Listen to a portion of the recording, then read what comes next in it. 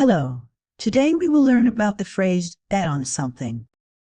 Bet on something means to risk something or be confident about an outcome.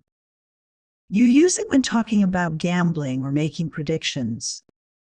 For example, I bet on the team to win. This means you think the team will win and you are confident.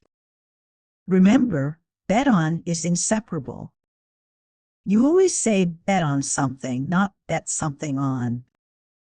You can also use it in everyday life. For example, you can bet on the weather being sunny tomorrow.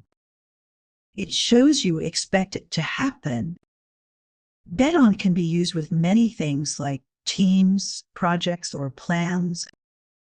For example, she bets on new technology to grow her business.